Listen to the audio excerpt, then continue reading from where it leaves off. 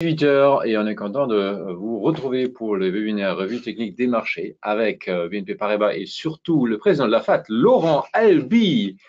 Bonjour Falco, bonjour à tous, ravi de vous retrouver ce soir. Bon, on a tous vérifié si on est bien coiffé avant l'émission. Vous êtes contents, donc on peut commencer notre webinaire. Et qu'est-ce qu'on va regarder aujourd'hui, Laurent, en fait? Je vais te donner tout de suite l'écran. Attends, comme ça tu peux présenter tout le monde C'est ce qu'on vrai, il va ne faut pas regarder. oublier de partager l'écran. Voilà, on peut tout de suite passer peut-être à Roger le message qu'on va peut-être faire General Electric aujourd'hui ou pas. Absolument. Tu es d'accord? Non, il faut. Oui, tu acceptes. Voilà, et ça arrive. Parfait. Voilà. Super, qu'est-ce qu'on fait alors? Alors, ce soir, cher Falco, chers auditeurs, un très gros sommaire pour ce webinaire, cette revue technique. On va regarder dans un premier temps, comme à notre habitude, le CAC. Journée assez intéressante, hein, d'ailleurs, au demeurant aujourd'hui, avec l'intervention de Mario Draghi, des indices qui étaient un petit peu perdus tout au long de la journée. C'est monté, ça a baissé, puis c'est remonté en fin de séance. On va regarder ça ensemble. J'ai envie de vous montrer également cette semaine un chart du S&P à moyen terme, parce que on va le voir, ça fait à peu près 24 mois que le S&P monte de manière très significative, 50% d'appréciation sur l'indice directeur américain, 50% de progression, et on va essayer de chercher ensemble rapidement les niveaux de retracement, de pullback possibles, parce qu'il faut maintenant être prudent et ne pas exclure une respiration de marché qui serait tout à fait légitime, et j'ai même envie de dire qui est souhaitable pour que la hausse soit durable.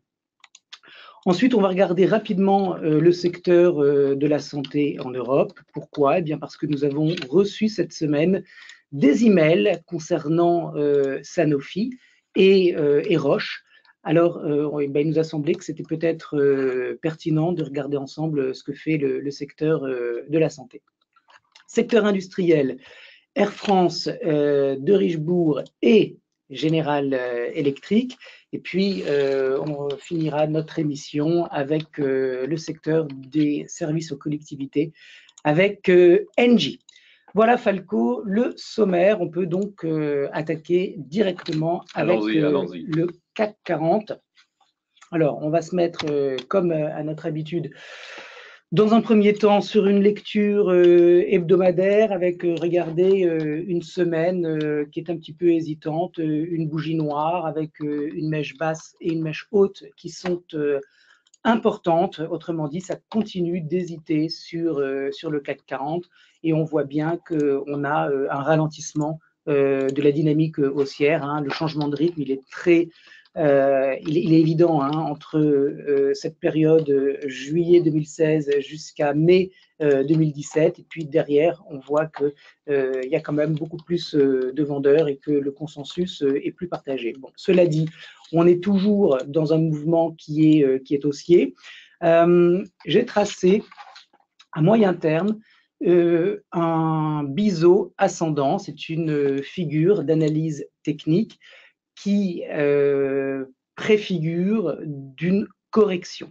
Alors, vous le voyez, on a une oblique haussière qui a été confirmée cette semaine, puisque nous avons 1, 2 et 3 points de contact. Et puis, nous avons un support ascendant qui a été validé à 2 reprises.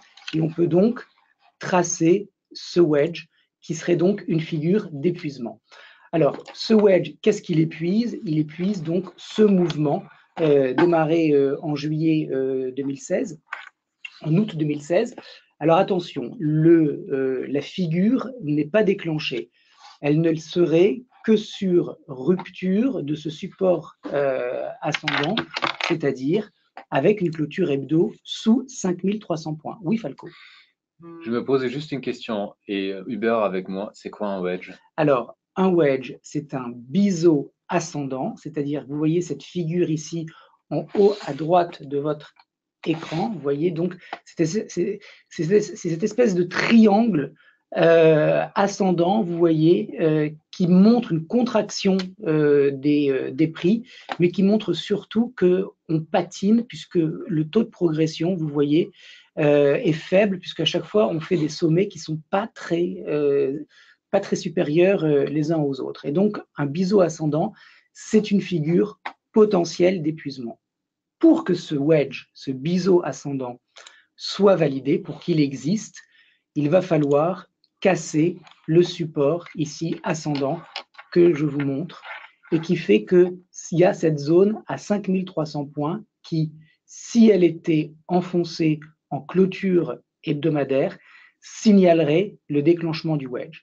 Si ce biseau est effectivement déclenché, le risque, c'est de retourner sur le point d'initialisation du wedge, c'est-à-dire dans la zone des 5100, 5070. Alors, pour le moment, ce n'est pas un scénario qui a été confirmé par le marché, mais je tiens à vous le montrer dès maintenant, parce qu'on va le suivre à partir de cette semaine, voir comment le marché évolue à l'intérieur de cette contraction des prix. Quand on passe à court terme, bien finalement, les 3 dernières séances ne sont pas très positives, puisque vous voyez, on est sorti marginalement de ce trading range, puisqu'on a réussi à franchir le niveau à 5540 points. Et puis derrière, regardez, on a ouvert lundi en gap haussier, et toute la journée, ça a vendu. Et on a clôturé sur les plus bas de la journée et derrière, on a réintégré donc ce trading range. Alors, c'est peut-être considéré comme un false breakout, c'est-à-dire un piège haussier. On voit aujourd'hui, comme je vous le disais en début d'émission, que ça a pas mal hésité tout au long de la journée, finalement pour clôturer quasiment au point près au-dessus du gap haussier qui avait été ouvert donc le 8 janvier. Donc la journée de demain va être importante parce que soit effectivement on arrive à sauver ce niveau de support et c'était finalement une première tentative de franchissement de résistance qui a été ratée, mais on a la possibilité d'assister à un deuxième franchissement et à une continuation haussière, soit effectivement demain et les jours qui viennent, on va toujours avoir de la pression vendeuse et par conséquent, on va vraisemblablement, dans un premier temps, retourner sur cette zone à 5430, 5400 points. Alors, cette formation de wedge possible à moyen terme et cette réintégration ici, ça incite quand même à la prudence. Parce que, vous le voyez, on avait fait une impulsion haussière, on avait consolidé pendant à peu près 2 semaines, et normalement, il aurait fallu repartir immédiatement après le franchissement de la résistance pour valider donc ce retour de l'appétit pour le risque après ces 2 semaines d'hésitation. Bah là, c'est un petit peu une tentative avortée et on ne peut pas mettre de côté immédiatement la possibilité de retourner sur cette zone à 5430, 5400 points avec cette réintégration. Si 5430, 5400 ne tient pas comme support, autrement dit, s'il n'y a pas d'opérateurs qui viennent pour repayer l'indice, le risque, c'est de retourner tout en bas, comme je vous le disais il y a un instant, c'est-à-dire sur 5060, 5260, pardon. Non, excusez-moi. Dans un premier temps, on retourne sur, si on enfonce ce niveau et qu'on casse 5400, on retourne sur 5300. Et si 5300, 5260 ne tient pas, alors effectivement, on retourne potentiellement vers le bas de cette consolidation de l'été vers les 5060, 5080 points. Bon, on n'en est pas encore là, mais on voit bien une certaine fébrilité et une certaine difficulté à continuer la hausse. Donc, attention à ce qui peut se passer la semaine prochaine. Il y a 2 questions. Il y a d'abord Eric qui nous dit mais on peut atteindre le 5600 ou le haut du wedge, non, ou pas? Alors, on peut tout à fait effectivement repartir à la hausse et coller sur la résistance oblique vers les 5600 points. Tout est possible. On est à un moment où il y a beaucoup d'incertitudes et on sent bien que les opérateurs ont du mal à avoir confiance dans une reprise haussière et ce qui explique ce retour à l'intérieur donc de la consolidation. Donc, il va falloir attendre parce qu'on voit bien que ça hésite beaucoup. Et si ça hésite, il ne faut surtout pas surinterpréter et prendre des positions en anticipant soit la réintégration, soit le redémarrage. Il faut attendre de voir comment les investisseurs, premièrement, vont digérer les propos de Mario Draghi. Deuxièmement, surveiller de près ce qui va se passer aux États-Unis parce que si effectivement on part en repli outre-Atlantique, ça sera un facteur de baisse en Europe. Alors, ça sera donc le déclenchement d'une consolidation, d'une respiration qui peut ramener donc les cours à très court terme dans cette zone, voire un petit peu plus bas. Il va falloir attendre pour le moment, se tenir à l'écart. C'est peut-être pas une très mauvaise idée parce que quelqu'un pourrait tout à fait avancer et il n'aurait pas complètement tort d'ailleurs qu'on est sur un point d'achat. Vous voyez, parce qu'on revient sur la zone de support et il suffit que demain ça reparte un petit peu pour que finalement on ait fait une fausse sortie, que ça reparte à la hausse. Donc il y a beaucoup de scénarios qui sont maintenant dans le pipe et il va falloir attendre de voir comment les grosses mains se comportent. Donc, prochaine, c'est Alain qui pose la question sur une de vos dernières analyses. J'étais parti à l'assaut des 5850 et 5900. Faut-il oublier? Non, pas du tout. Non. Il ne faut pas l'oublier. Il y a différents horizons de temps qui rentrent en collision. C'est-à-dire que quand j'ai évoqué la possibilité d'aller à 5750 ou 5800 points, c'était un scénario pour 2018. Autrement dit, si vous retournez voir le webinaire, ce que j'ai dit en substance, c'était que je pense qu'il y a encore de l'appétit pour le risque et qu'on devrait aller en 2018 visiter ce niveau à 5800 points. Quand est-ce qu'on va y aller? Je ne sais pas. A priori, ça serait plutôt sur le premier semestre de l'année. Après, si on va toucher cet objectif, on verra ce que font les opérateurs. Soit ils consolideront autour, soit on partira en correction. Donc non, il ne faut pas mettre de côté cet objectif. Maintenant, l'itinéraire, je ne l'ai pas. Autrement dit, on peut tout à fait retourner dans cette zone avant de repartir. Enfin, il y a plein de possibilités sur le marché. Donc, on garde 5800 points comme objectif pour l'année. Et puis, à très court terme, on va voir si cette réintégration de Trading Range, elle signale en fait un piège et on va retourner beaucoup plus profondément à l'intérieur du range, ou si c'est juste un petit pullback de 3 jours et on repart à la hausse. Maintenant, il va falloir attendre de voir ce qui se passe. Il y a Hubert qui dit 3 corbeaux signifie une baisse. Oui, alors effectivement, Hubert, sauf que les 3 corbeaux, on ne les a pas. Hein. Non, on ne les a pas. On les a eus à un moment dans la journée, mais le 3e corbeau, il n'existe pas. Le premier, il est bien là, Hubert. Le 2e, il est effectivement présent.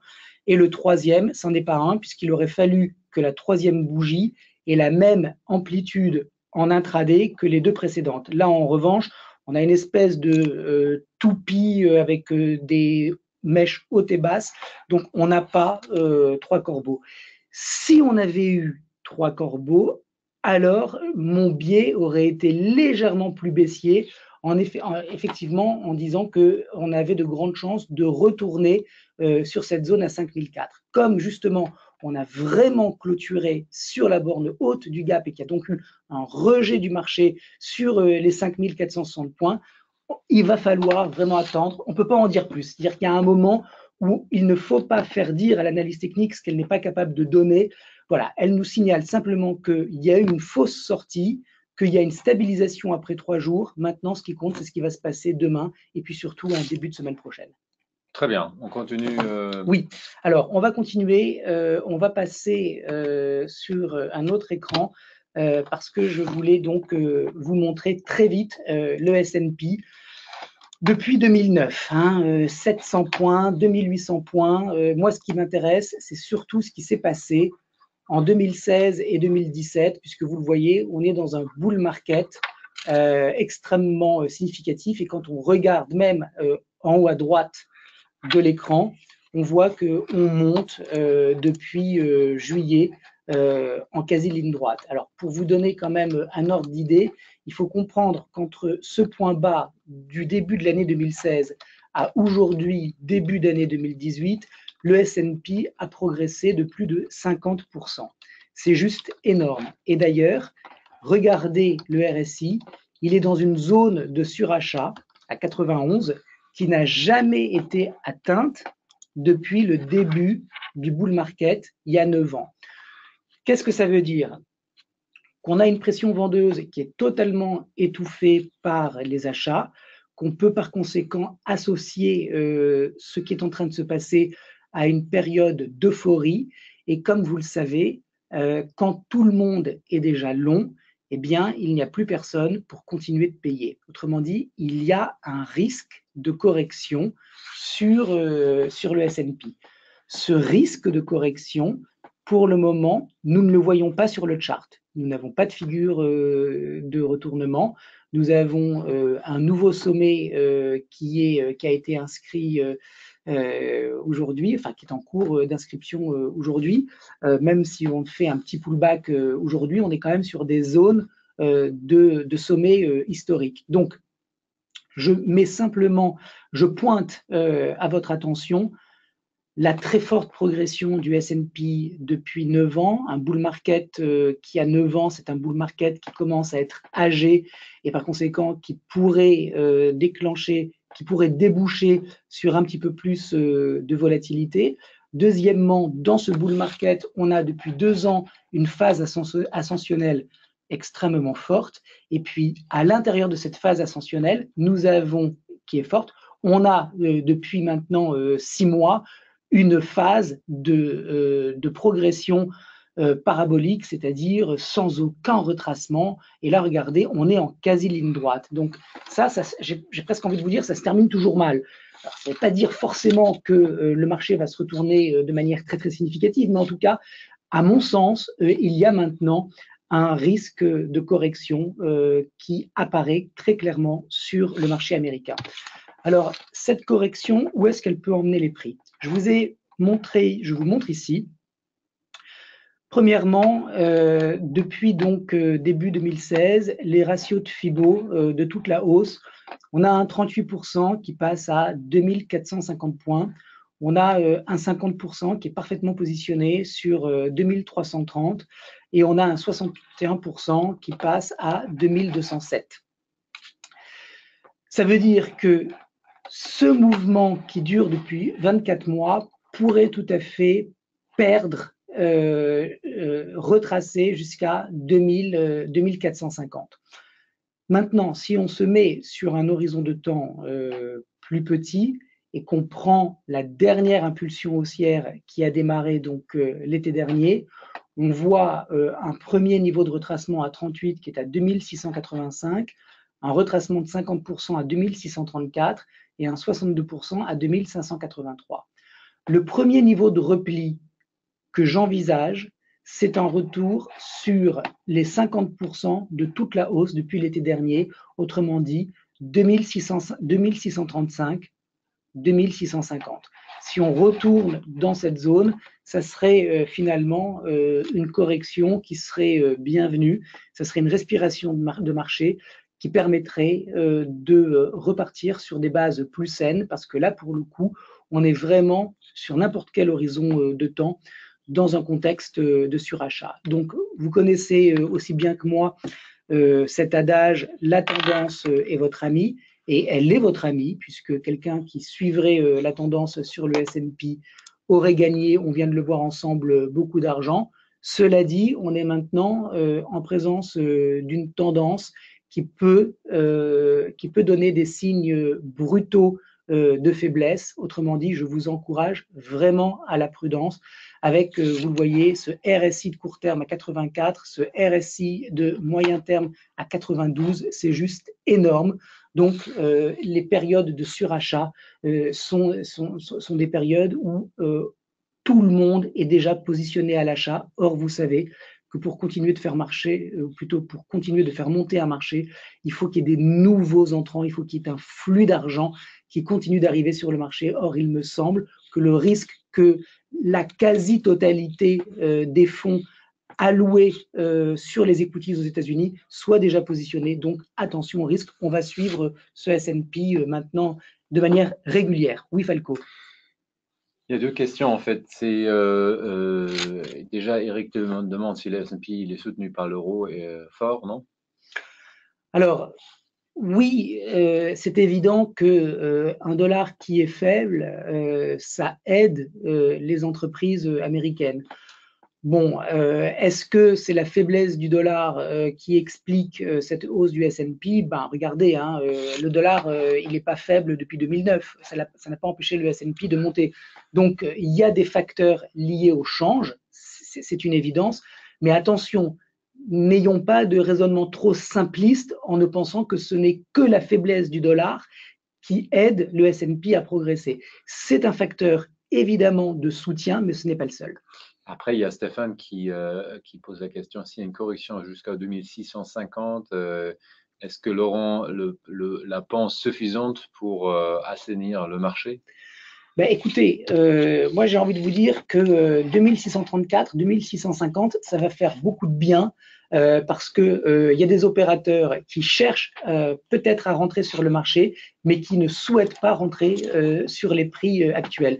Donc tout à l'heure, quand je vous parlais du fait que tout le monde était déjà long et que par conséquent c'était difficile de continuer à faire progresser un marché où tout le monde est déjà positionné, ben justement, il y a des opérateurs qui aimeraient participer, mais qui ne peuvent pas le faire sur les niveaux actuels, et ils ont raison. Donc, l'argent frais pourrait effectivement revenir entre 2600 et 2650. Si on revenait dans cette zone, ça serait indiscutablement un nouvel intérêt qui serait généré par le marché pour rentrer en position et accompagner donc cette tendance. Ok, et une dernière question en fait. Bon, Stéphane dit merci, s'il vous plaît. Et il y a Henri qui nous pose la question si l'indice VIX se prête pour une analyse technique. Non? Oui. Alors, bon, le VIX, déjà, il n'est pas en tendance, hein. Quand il l'est, c'est très rare. Donc, il y a beaucoup d'aspects de l'analyse technique qui ne peuvent pas être utilisés sur le VIX. Maintenant, les zones de prix sont importantes, les supports et les résistances sont importantes à connaître. Des moyennes mobiles bien trouvées peuvent aider à confirmer un signal. Voilà, donc on peut faire un petit peu d'analyse technique sur le VIX, mais ce qui compte vraiment, c'est le niveau où il est et si effectivement il part dans un mouvement impulsif, c'est ça qui signalerait qu'effectivement il y a des couvertures qui se mettent en place.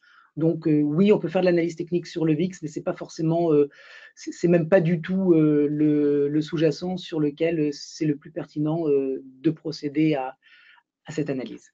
On avait parlé déjà de l'euro-dollar en fait. Oui. Est-ce que tu veux qu'on regarde l'euro-dollar maintenant? Oui, alors on a prévu de le regarder ensemble. Alors, je vais quand même essayer de suivre un minimum mon sommaire. Parce qu'on a eu des questions sur Sanofi, Falco et, Oui. sur Roche. Et il y a eu notamment une grosse actualité cette semaine sur Sanofi avec un achat d'une société américaine qui finalement a été peu apprécié par le marché. Alors évidemment, le titre de cette société en question, lui, a bondi d'environ 60%. Mais les investisseurs ont trouvé que Sanofi payait un petit peu cher cette acquisition, et puis ils ne s'attendaient pas à ce qu'elle ait lieu sur ce segment-là du marché. Donc ça a été un petit peu mal pris par les investisseurs et on a ouvert un gap baissier sur Sanofi. La question, c'est de savoir effectivement est-ce que c'est le moment de revenir sur le titre. Alors, ce que j'avais envie de faire, puisque par ailleurs il y avait une question sur Roche, c'était de vous montrer dans un premier temps ce que fait le secteur de la santé. En haut, vous avez donc 3 ans d'historique sur le secteur de la santé en Europe. Et le moins qu'on puisse dire, c'est qu'on voit bien qu'on est sur un secteur qui est plat et qui ne surperforme pas, contrairement donc aux stocks 600 ou aux indices européens qui sont quand même dans des tendances haussières. On est quand même très en dessous du sommet de 2015. On est à l'intérieur d'un range entre 656 et 804. Et à l'intérieur de ce range, on est à l'intérieur d'un autre range entre 730 et 760. Autrement dit, on est dans un contexte de tendance plate qui s'inscrit elle-même dans une tendance plate sur un horizon de temps supérieur. Donc, posséder des titres de la santé ou posséder un ETF qui reflète donc l'évolution du secteur de la santé, bah, ce n'était pas une très bonne idée, puisque vous le voyez, un investisseur qui aurait donc investi, qui se serait positionné fin 2015, début 2016, serait en perte par rapport au prix actuel. Donc on a un marché qui est très très flat sur la santé. Quand on regarde la force relative, c'est-à-dire la progression du secteur par rapport au Stoxx 600, ben, on voit qu'on est en chute importante depuis juillet 2016, puisqu'on a un ratio qui ne fait que baisser. Et d'ailleurs, on a ici un nouveau creux qui vient d'être inscrit à moyen terme sur la force relative, avec deux moyennes mobiles qui sont très orientées à la baisse, qui sont parallèles l'une à l'autre. Autrement dit, nous n'avons pas en force relative de figure de renversement qui apparaît et qui pourrait nous laisser penser qu'on peut s'attendre maintenant à une surperformance du secteur donc, de la santé.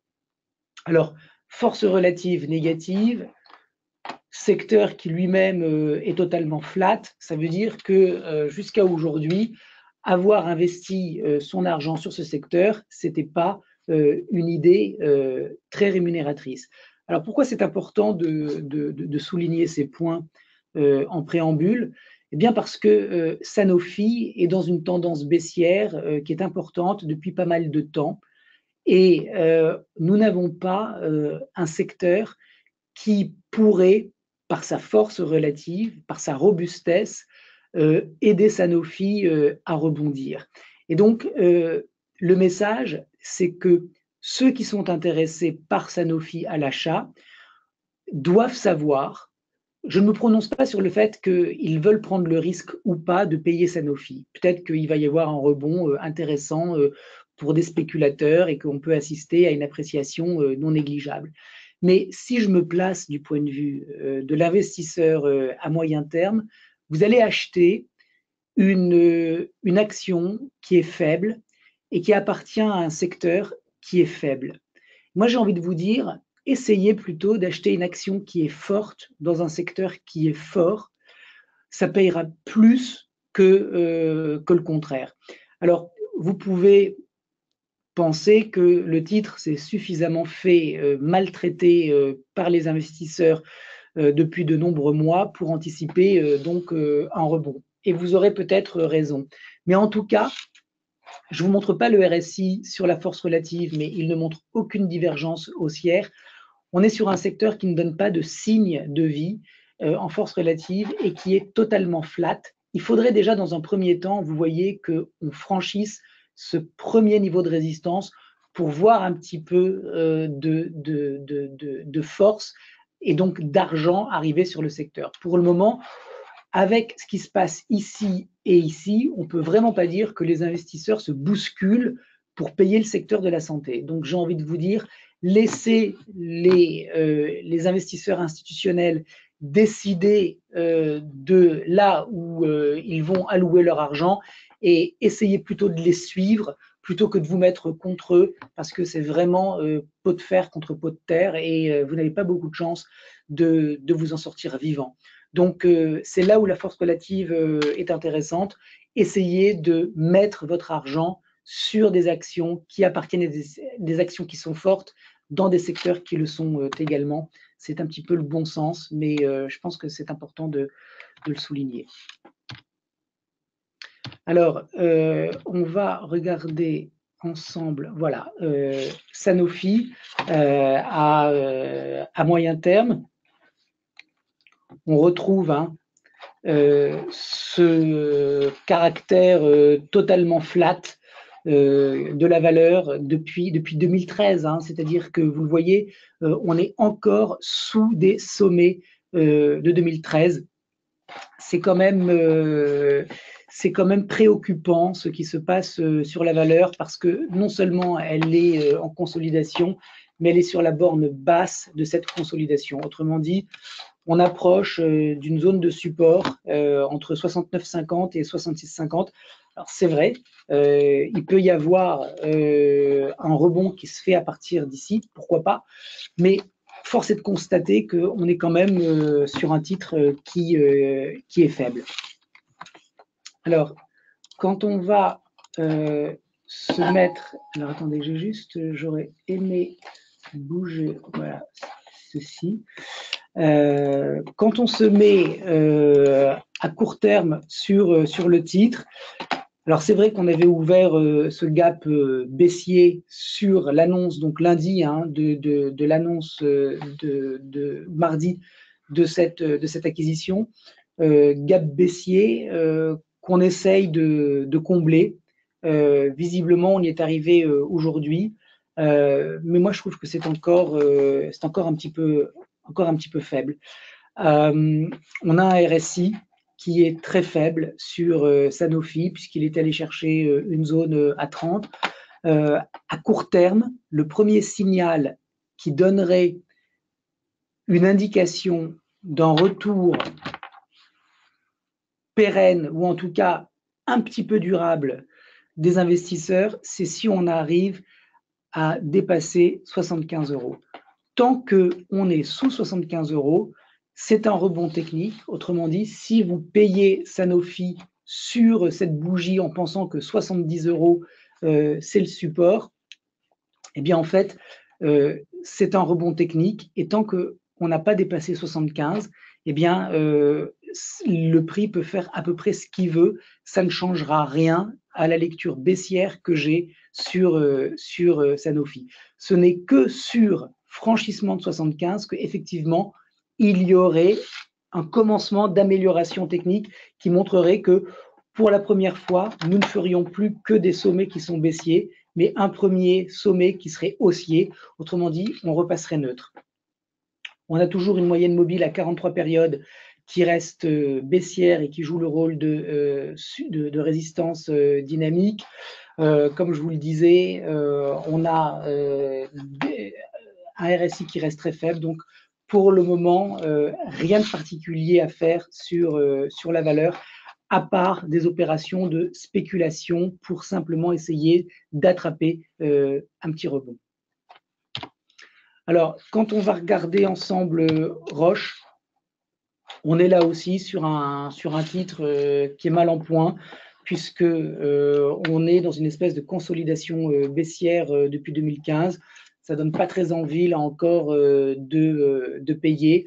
On arrive, comme sur Sanofi, près d'une zone de support.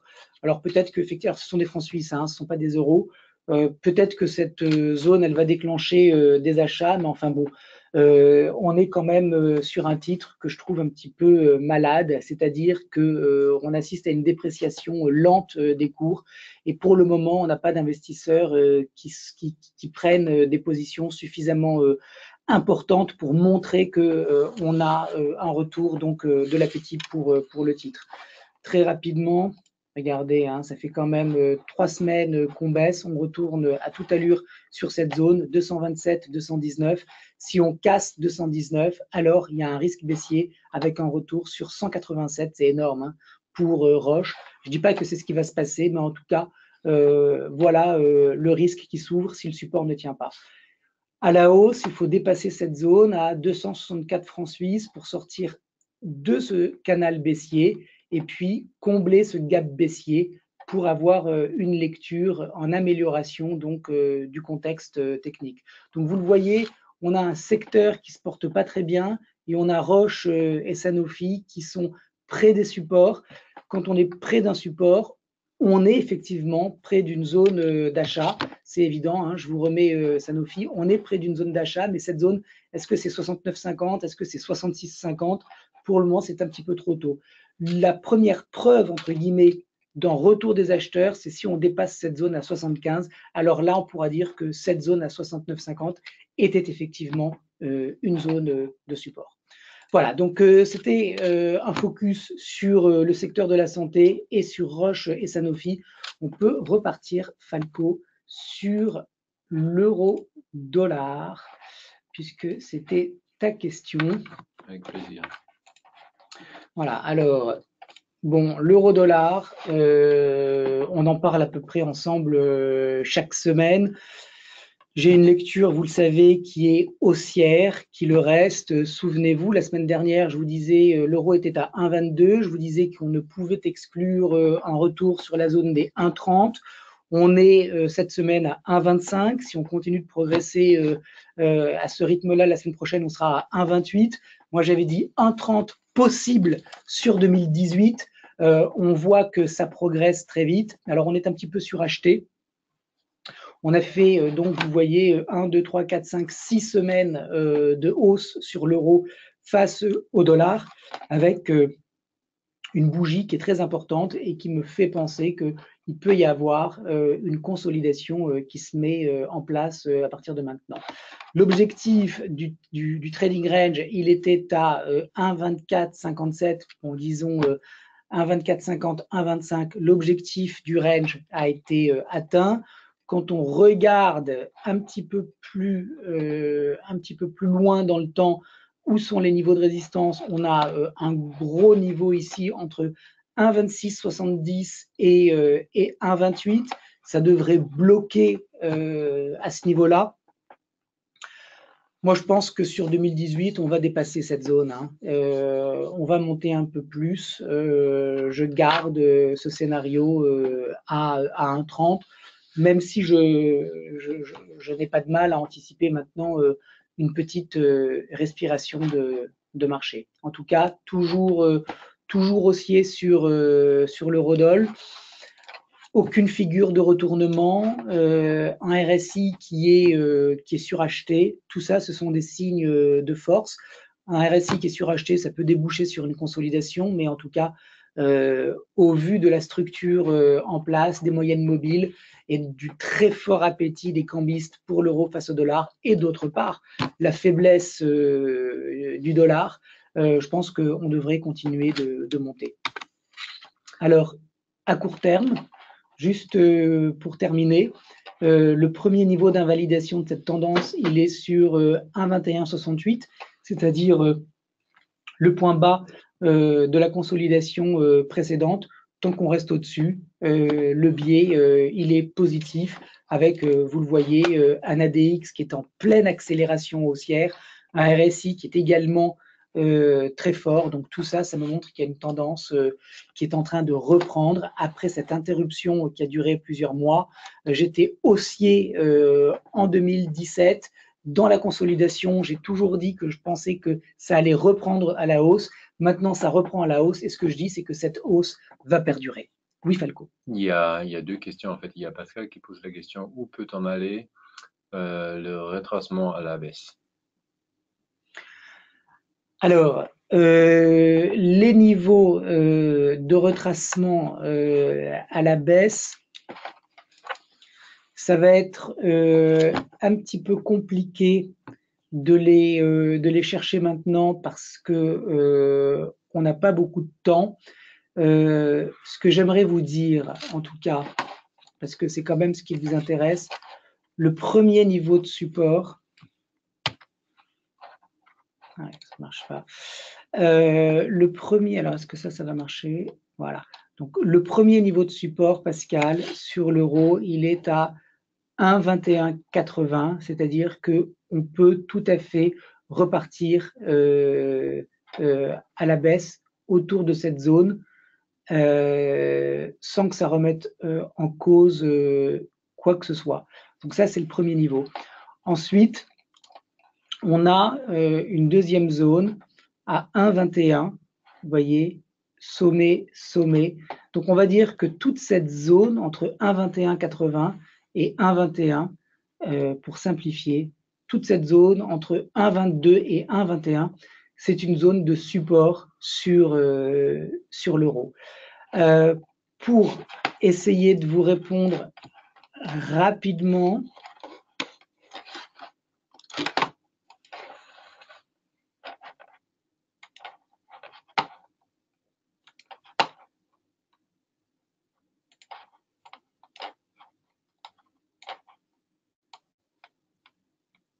voilà, on a un 50% de la dernière impulsion qui passe à 1,2230 et on a un 62% de retracement qui passe juste en dessous de cette petite mèche.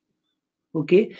Ça veut dire quoi? Ça veut dire que 38% de retracement, c'est l'ancienne résistance qui devient potentiellement support et en plus, c'est un niveau de Fibo.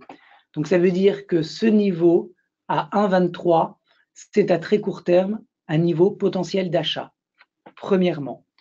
Deuxièmement, on peut retourner entre le 50 et le 62%, c'est-à-dire entre 1,2228 et 1,2157.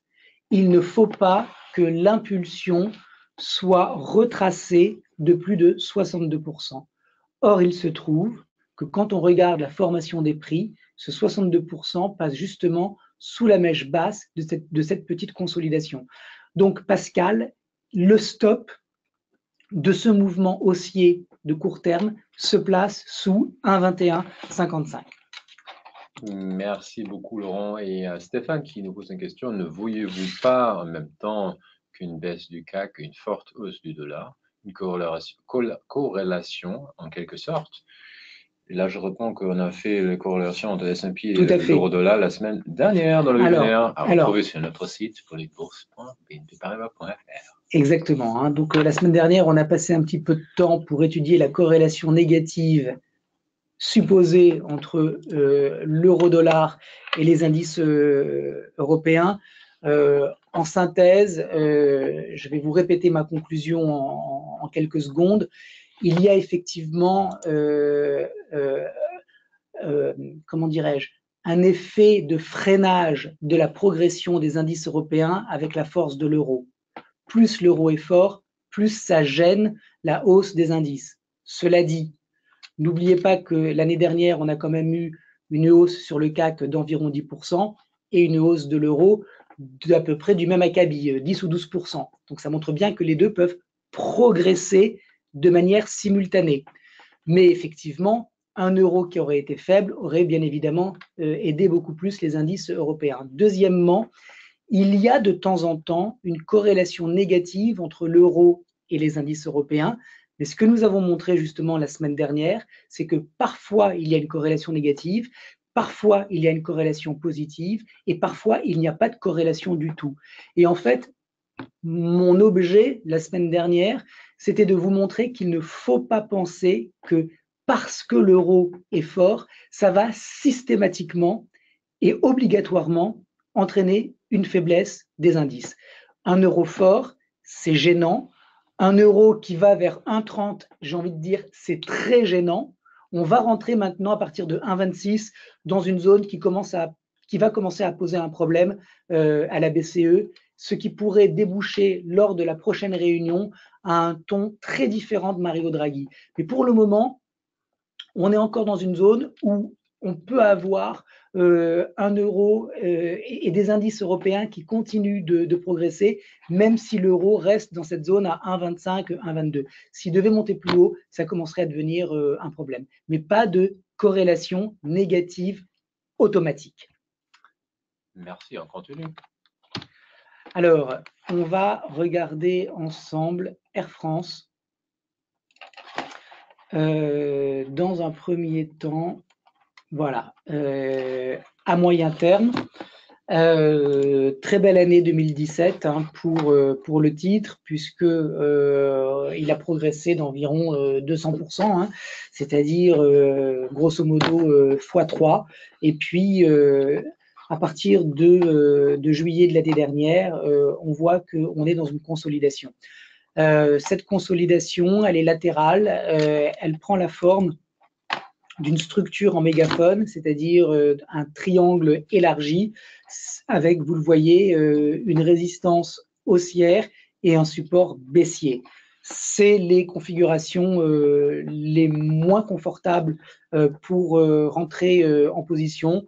Ce triangle, ce mégaphone peut même évoluer vers une structure en diamant. Enfin bon, il y a beaucoup de choses qui restent possibles. Ce qui est important de noter sur Air France, c'est que ça ne progresse plus et qu'il y a eu une tentative de sortie haussière, vous le voyez, au-dessus de 14 €, et puis qu'on a réintégré de manière assez brutale à l'intérieur de cette consolidation. Troisième semaine de baisse, j'aurais aimé voir plus d'acheteurs un petit peu au-dessus des cours actuels. Ça n'a pas été le cas. Autrement dit, à moyen terme sur Air France, le risque, c'est de voir les cours retourner sur 10,75, c'est-à-dire la zone de support. Et là, on verra bien ce qui va se passer. Alors, comme c'est une structure, regardez, en triangle élargi, on pourrait tout à fait baisser un petit peu plus bas. Ça pourrait être un piège baissier, comme il y a eu un piège haussier, puis on pourrait rebondir derrière. Enfin bref, le message sur Air France, c'est qu'il n'y a plus beaucoup de momentum et que vous voyez bien qu'on a un RSI maintenant qui fait des sommets qui sont baissiers et qu'on retourne maintenant sur la zone des 40 points. Bon, ça montre qu'il y a un petit peu de faiblesse qui rentre sur le marché. Moi, je ne ferai rien pour le moment sur Air France. J'attendrai de voir ce qui va se passer sur le support et voir si on a effectivement des investisseurs qui reviennent sur ce marché. Alors, quand on regarde à court terme, c'est ce que je vous disais, hein, j'aurais aimé voir des investisseurs se positionner sur 12,66. On avait une petite zone de support intermédiaire qui aurait pu relancer la dynamique, d'autant plus qu'on avait une moyenne mobile qui passait par là. Bah, il n'en a rien été. On a cassé le support et on continue de baisser depuis 3 jours. On ne peut pas exclure, en tout cas je n'exclus pas, un retour vers les 10,87. C'est ça le risque sur Air France, d'autant plus qu'on a un DI-, pardon, qui est en train d'accélérer à la hausse, un RSI qui rentre dans une zone de survente. Autrement dit, tout ça, c'est faible et retourner sur la zone de support n'est pas du tout un scénario fantaisiste. Alors, on va continuer avec De Richebourg s'il n'y a pas de questions. Non, non, non. Alors, là aussi, on est sur un titre qui a très bien performé, Falco, et qui est en train de mettre en place une espèce de figure en rounding top, c'est-à-dire sommet arrondi. Bon, peut-être qu'on peut également avoir une lecture plus simple en trading range. En tout cas, ce que le chart dit, c'est que après la très forte progression des cours, on a consolidé pendant de longues semaines. C'était vraisemblablement une phase de distribution puisque on en est sorti par le bas. Il y a une moyenne mobile à 34 périodes qui vient jouer un rôle de support dynamique. On voit qu'elle fonctionne, cette moyenne mobile, puisqu'on a fait 2 doji, ou plutôt 2 toupies la semaine dernière et cette semaine. Autrement dit, pas d'accélération baissière pour le moment sur De Richebourg. Ça veut dire qu'on peut peut-être réintégrer le trading range. Et si on réintégrait, on pourrait retourner vers la borne haute de ce range. Si au contraire, on continue de baisser, ben ça veut dire qu'on a une zone de support qui commence à 7,60 et qui se termine à 6,80 et que par conséquent, toute cette zone, et ça serait plutôt 6,80, qui serait une zone de support pour venir donc soutenir les cours. Peut-être que c'est sur cette zone que les investisseurs vont se positionner pour relancer la dynamique haussière. En tout cas, pour le moment, on a une dégradation du momentum de moyen terme sur De Richebourg. C'est ça qui compte. Et le risque de retourner vers 7,60 et 6,80 est bien réel. Alors, quand on se met à court terme, je vous ai posé 4 petites questions pour que vous m'aidiez à faire cette analyse. Donc, la première question, c'est sur ce chart, et si on regarde que le prix, quel est l'événement marquant du mois de janvier? Est-ce qu'il y en a parmi vous qui savent? Le gap. Exactement, Le gap baissier. effectivement. Le gap. On a ouvert un gap baissier. Est-ce qu'il y en a parmi vous qui savent de quel genre de gap il s'agit? Car vous savez, il y a différents types de gap. Est-ce qu'il y en a un parmi vous qui pourrait caractériser ce gap? Grosse volume, épuisement. Gap d'épuisement. Non. Non. Alors, Rupture. oui, c'est pas la même Elisabeth, chose. félicitations. Alors, les gaps d'épuisement, ce sont les gaps qui signalent la fin d'un mouvement. Les gaps de rupture, ce sont les gaps qui signalent le début potentiel d'un mouvement. Et là, on a un gap baissier sous une zone de support. On a ouvert très largement sous le support à 8,29. On est remonté, mais de manière très timide. Cet ancien support est devenu résistance. Une moyenne mobile à 10 périodes qui passe par là. On voit bien qu'il y a eu à court terme sur De Richebourg une dégradation du contexte technique. Ça me fait penser que, premièrement, la borne haute du gap baissier à 8,73 est une zone de résistance. Deuxièmement, le risque, c'est de retourner sur 7,50 avec, vous le voyez, donc des bougies qui ont des tout petits corps. Et donc, si dans les jours qui viennent, on a une bougie avec un corps plus important, une bougie rouge, alors ça voudra dire que la dynamique baissière est en train de reprendre et c'est vers 7,50 qu'on se dirigera. Ce que je voulais également vous montrer, c'est que je vous pose la question depuis quand le DI- est au-dessus du DI+. Regardez, c'est depuis novembre qu'en fait, on a une pression vendeuse qui se manifeste sur ce marché. Donc, de toutes les façons, ça, je vous l'ai déjà dit, mais à partir du moment où on a un DI- qui passe au-dessus du DI+, on n'envisage plus des opérations d'achat. Hein, ça, c'est vraiment important. On achète quand ça croise, ou on achète quand on est dans le sens de la ligne supérieure.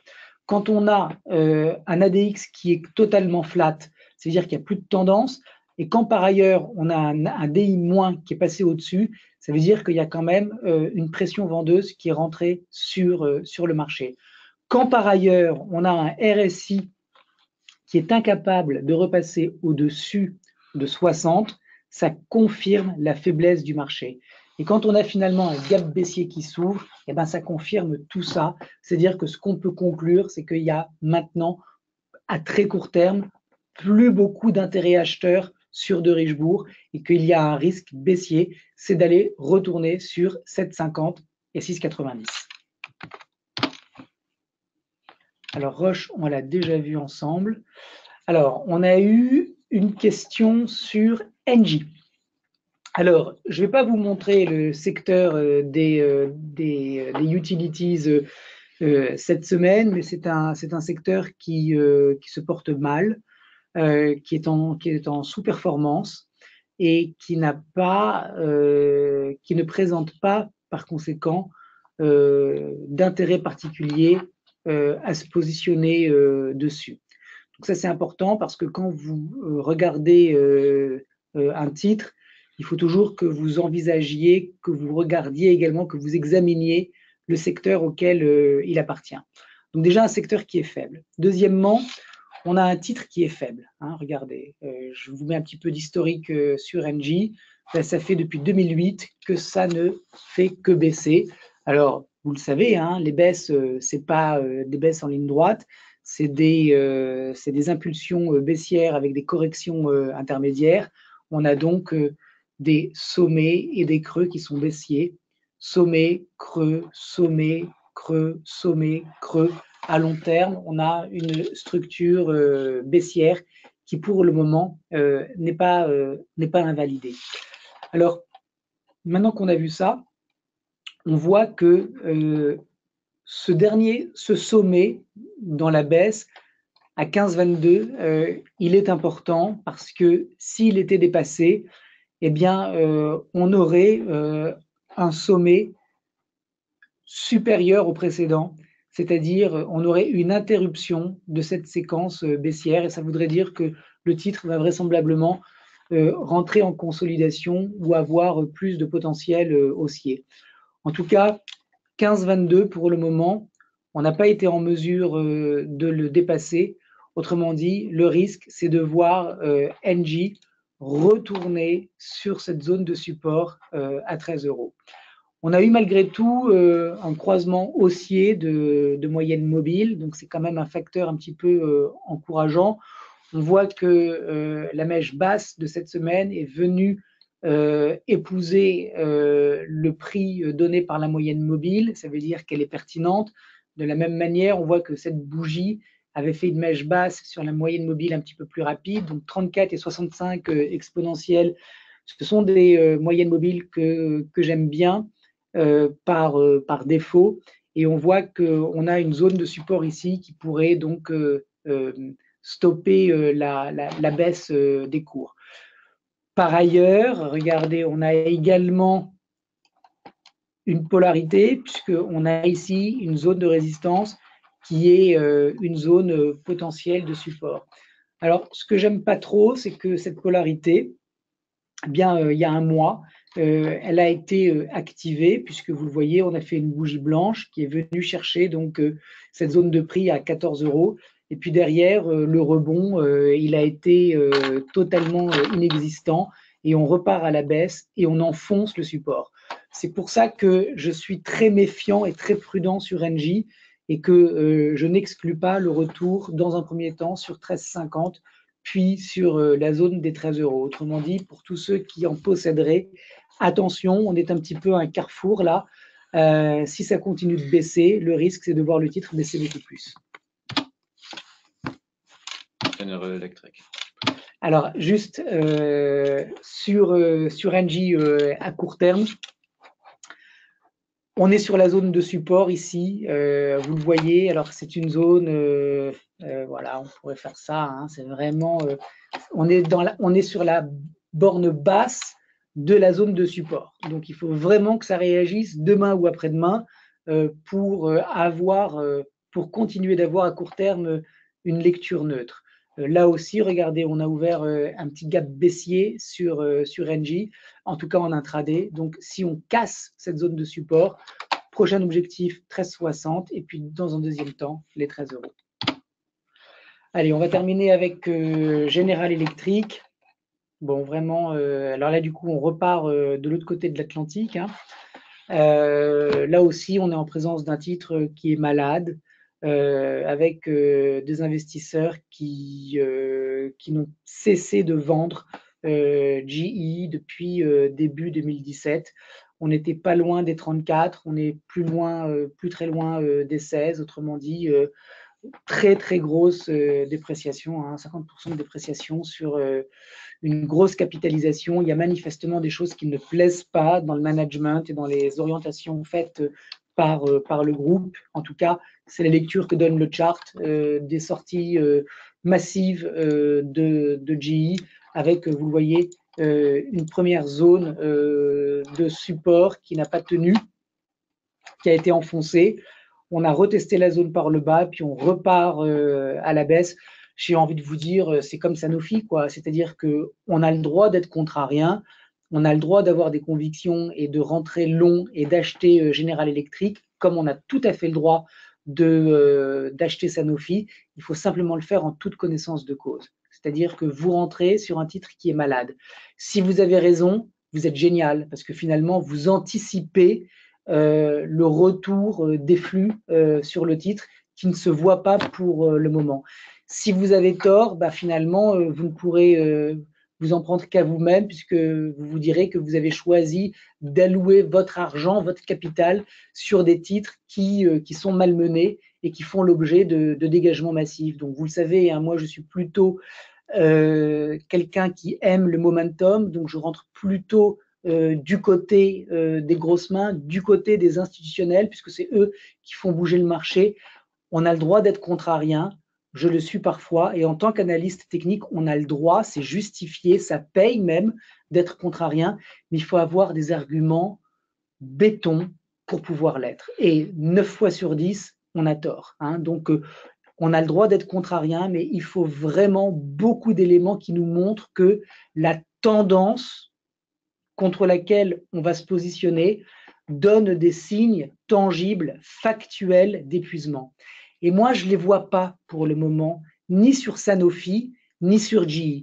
Alors peut-être que sur Sanofi, on en reparlera dans 15 jours et que je vous montrerai qu'effectivement, il y a des choses qui se mettent en place. Mais moi, mon rôle, c'est de vous dire que peut donner l'analyse technique et qu'est-ce qu'elle ne peut pas donner. Et quand elle ne peut pas donner quelque chose, il ne faut pas partir en surinterprétation et lui faire dire des choses qu'elle ne peut pas dire. Donc, pour le moment, sur GE comme sur Sanofi, moi je suis baissier. On approche sur General Electric d'une zone de support, mais regardez, elle est loin encore. Hein. Elle est entre 15 et 14 et on est actuellement à 16,50. Autrement dit, ça peut encore baisser. Alors, c'est vrai que cette bougie noire en hebdo, elle est moche. Elle peut signaler potentiellement une capitulation. Pour ce faire, ce que j'aimerais, c'est au moins, regardez, c'est au moins clôturer au-dessus des 50% de cette bougie noire et au-dessus de cette petite zone de support ancienne qui devient résistance. Si on fait une clôture hebdo au-dessus de 17,50, alors les éléments contrariens pouvant déboucher sur au moins un rebond technique prendront un petit peu plus de poids. Si effectivement c'est le cas, ça veut dire qu'on peut retourner sur 19,40, voire 20,78. Le 20,78, c'est des dollars, c'est un niveau énorme. D'abord parce que, regardez, c'est un niveau de résistance important parce que c'était une zone de support ici et puis une zone de support là. Donc, on a toute cette zone entre 19,40 et 20,70. Et puis, par ailleurs, c'est 38% de toute la baisse depuis juin 2017 et 62% de la dernière impulsion baissière depuis l'automne. Donc, vraiment, ce niveau à 20,78, à 20,80, c'est, s'il était dépassé, le signal que tous les investisseurs intéressés par GE attendent, c'est-à-dire pour avoir potentiellement un retour en grâce du titre auprès des investisseurs. Pour le moment, ce n'est pas du tout le cas. On a des moyennes mobiles qui sont en chute libre. On a un RSI qui ne donne aucun signal de divergence haussière, qui fait des sommets qui sont baissiers. Donc, il faut dans un premier temps que le RSI franchisse par le haut cette oblique baissière, et puis deuxièmement, qu'il arrive à passer la tête au-dessus des 40. Il reste beaucoup de travail à l'achat pour assister à un retournement de situation pour General Electric. Pour le moment, mon scénario, c'est plutôt une continuation de la baisse, ou en tout cas un travail, excusez-moi, un travail de stabilisation des cours qui vont ramener plus de neutralité, autrement dit, une stabilisation qui montrera de l'accumulation qui pourra déboucher sur un retournement. Mais pour le moment, on en est encore très loin. Merci beaucoup, Laurent. Donc, on a fini avec le On a fini, absolument. Donc, on a une dernière question en fait de François en fait qui nous pose la question en fait, peut-être c'est même pas économique, c'est plutôt économique cette question. C'est pourquoi est-ce qu'il y a un effet négatif si le dollar est faible sur le CAC en fait? Pourquoi il y a un effet négatif sur le CAC en fait? Là, l'euro est très fort, du coup, ça, on dit toujours, on lit partout en fait que ça baisse, je crois, c'est ça la question en fait, ça freine le CAC. Non, excuse-moi Falco, j'ai pas compris la question. Répète-la. Non, mais la question c'est est-ce que un euro fort, pourquoi il freine le CAC en fait? Ah d'accord. Alors, un euro fort freine le CAC parce que cela pénalise les entreprises qui exportent. Plus la devise du pays d'origine est forte, moins elle rend compétitives les entreprises qui se positionnent à l'export, puisque en fait, les acheteurs qui sont à l'étranger voient leur pouvoir d'achat décroître par l'effet de change. Donc, c'est pour ça que un dollar faible, a priori, c'est bon pour les actions américaines, et un euro fort, c'est mauvais pour les actions européennes. Mais encore une fois, ce sont des guidelines dont on parle. Ce ne sont pas des effets mécaniques qui marchent tout le temps. Ce que je veux dire par là, c'est que regardez par exemple ce qui se passe sur le Nikkei. Le Nikkei, il est en train de faire un plus haut depuis 1991, donc c'est un indice qui est très fort, et pourtant le yen est fort par rapport au dollar. Et pourtant, les entreprises japonaises, elles exportent beaucoup. D'ailleurs, elles exportent beaucoup plus que les entreprises européennes, parce que les entreprises européennes exportent beaucoup à l'intérieur de la zone euro, alors que les entreprises japonaises, elles exportent dans le monde entier. Donc, les entreprises du Nikkei devraient être, a priori, logiquement, beaucoup plus pénalisées par un yen fort que les entreprises européennes. Or, on voit bien que le Nikkei est très fort. Donc, ça montre bien que c'est vrai que les devises fortes gênent a priori les exportations des entreprises auxquelles elles appartiennent, du même pays, mais attention, il ne faut pas non plus faire des raccourcis. Est-ce qu'on pourrait ajouter que les entreprises maintenant qui sont dans l'euro forte, est-ce qu'ils pourraient emporter en même temps des choses qui cotent en dollars, par exemple, je sais pas, le pétrole ou d'autres Oui, matières premières moins chères des coûts oui. Est-ce qu'il y a une balance des coûts quelque part? Alors, quand effectivement l'euro est fort, ça pénalise les exportations et ça favorise les importations. C'est-à-dire que du coup, notre euro, comme il est fort, vous le voyez quand vous voyagez à l'étranger, quand vous allez aux États-Unis et que vous avez un euro à 1,40 ou un euro à 1,10, vous n'avez pas exactement le même pouvoir d'achat pendant vos vacances. Donc, effectivement, un euro qui est fort, ça favorise les importations. Mais bon, voilà ce qu'on peut dire. Oui, il y a un équilibre qui se fait, mais il faut. En fait, le message que j'essaie de faire passer, c'est que on lit trop souvent euro fort, donc entreprise européenne pénalisée, donc le CAC 40 part à la baisse. C'est vrai, mais il faut essayer d'être un petit peu plus subtil et voir que parfois les deux, la devise et les actifs, peuvent monter en même temps ou ils peuvent baisser en même temps. Ce ne sont pas des corrélations de -1, c'est-à-dire que chaque fois que l'euro baisse, l'euro va monter et vice-versa. Merci beaucoup, Laurent. Je crois qu'on peut peut-être finir. Merci, professeur. Bonne soirée à tous les deux du Uber. Donc, on finit peut-être avec une dernière question de Pascal. En fait, y a-t-il un secteur sur lequel Laurent est optimiste aujourd'hui?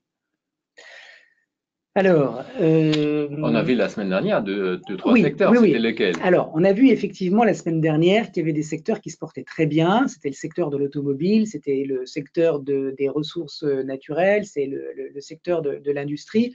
Bon, ce sont des secteurs qui sont des secteurs cycliques et qui sont en phase de surperformance très importante.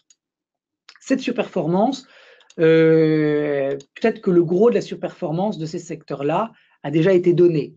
Il y a peut-être encore un petit peu de points à prendre, mais c'est vrai que ce sont des secteurs qui ont déjà très très bien performé depuis 3-4 mois. Aujourd'hui, ce que je regarde, il y a quelque chose que je regarde, il y a quelque chose que j'attends. Ce que je regarde, c'est le secteur des services financiers. Lui, il est en train de donner, il commence à donner des signes de surperformance tout à fait intéressants et on pourra peut-être en parler la semaine prochaine. Le secteur que j'attends, c'est le secteur bancaire. Parce qu'il ne peut pas y avoir, en tout cas pour le CAC 40, une hausse durable de l'indice sans la participation des banques. Les banques, pour le moment, en tout cas en France, elles se comportent gentiment, elles progressent comme le marché, mais ce qui serait pour moi un signal vraiment intéressant de reprise de la tendance haussière sur le CAC 40, ça serait si je voyais les banques se mettre à surperformer. Autrement dit, je veux voir de l'argent arriver sur le secteur bancaire. Et pour le moment, eh bien, il y a de l'argent qui arrive, mais on ne peut vraiment pas dire que les investisseurs, dans leur ensemble, ont choisi ce secteur dans leur allocation en ce début d'année. Donc, est-ce qu'il faut attendre une première hausse de taux ou pas? Eh bien, en fait, c'est intéressant ta question, Falco, parce que les médias, ne croyez jamais les médias. Les médias n'arrêtent pas de dire, de répéter que la hausse des taux va favoriser le secteur bancaire. Moi, ce que j'ai envie de vous dire, c'est que déjà, en zone euro, la hausse des taux, c'est de la science-fiction, quoi. On ne va pas du tout, en tout cas en 2018, la BCE ne va pas du tout remonter quoi que ce soit. Deuxièmement, ce qu'elle va faire, si elle le fait, c'est alléger son programme de rachat d'actifs. A priori, c'est jusqu'en septembre. Mais attention, parce que il ne faut pas que la hausse des taux aux États-Unis soit trop brutale et que la BCE soit trop agressive, parce qu'on a un redémarrage d'un cycle économique qui est a priori fort. Enfin, je veux dire, il y a beaucoup de signes qui nous montrent que ça repart en Europe d'assez jolie manière, mais il ne faudrait pas étouffer tout de suite ce redémarrage. Donc, à mon avis, la BCE, elle est dans un corner et il faut qu'elle fasse attention, il faut que Draghi fasse un petit peu attention à ce qu'il dit, parce qu'il ne faut pas qu'il y ait un emballement ni de l'euro, ni d'autres éléments, notamment sur une hausse des taux. Le Bund, le rendement du Bund, il est en train de monter là. Il ne faut pas qu'il monte trop, hein, parce que ça va là aussi commencer à devenir gênant. De la même manière, on est sur le 10 ans américain à 2,63% de rendement annuel. Il ne faut pas qu'on aille tellement plus haut, parce que si on va beaucoup plus haut, ça va commencer à devenir un problème pour la Réserve fédérale. D'ailleurs, hier, il y a eu une prise de parole de Mnuchin qui a bien dit que le dollar faible était quelque chose qui était voulu et quelque chose qui était par le gouvernement et qui était quelque chose qui était bon pour le déficit et qui était bon pour l'économie américaine. Donc, on voit très bien une volonté de l'administration de caper, de bloquer la hausse des taux. Il ne faut pas que les taux montent trop haut aux États-Unis parce que ça va commencer à devenir gênant. Tout ça, c'est pour vous dire qu'il y a une amélioration qui est évidente sur l'environnement des taux d'intérêt aux États-Unis et en Europe, mais quelque part, les investisseurs qui sont toujours dans l'anticipation, ils ne se précipitent pas pour acheter les banques. Et s'ils ne se précipitent pas pour acheter les banques, il faudrait qu'on se pose peut-être la question pourquoi. Et le jour où ils se poseront clairement comme des acheteurs du secteur bancaire, alors ça sera un message qui sera riche de sens et qui donnera peut-être le signal d'un redémarrage plus significatif que, regardez, depuis tout à l'heure, je vous parle et je vous montre ce chart du CAC 40. Enfin, il y a quand même un problème sur la progression du CAC depuis mai de l'année dernière. Ça va faire 1 an que le CAC, il patine vraiment. Et d'un côté, on a le CAC qui patine vraiment, et de l'autre, on a le secteur bancaire qui, lui, est totalement flat. Il ne progresse pas du tout. Donc, ça veut bien dire qu'il y a quelque chose qui gêne les investisseurs, en tout cas en Europe, pour redevenir clairement haussier. Patrick dit trop de dettes, mais je crois qu'on va arrêter maintenant la discussion économique ce soir. Oui, mais vous avez raison. Vous avez raison, Patrick. Voilà, parce que le webinaire s'appelle Revue technique des marchés. Absolument. Et là, on est dans quelque chose complètement d'autre. C'est ma faute, absolument. je suis désolé.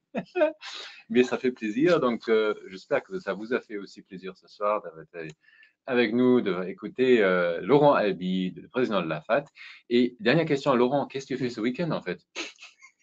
Ce week-end, je vous attends tous, puisque c'est une grosse journée hein, pour la FAT. C'est la journée porte ouverte.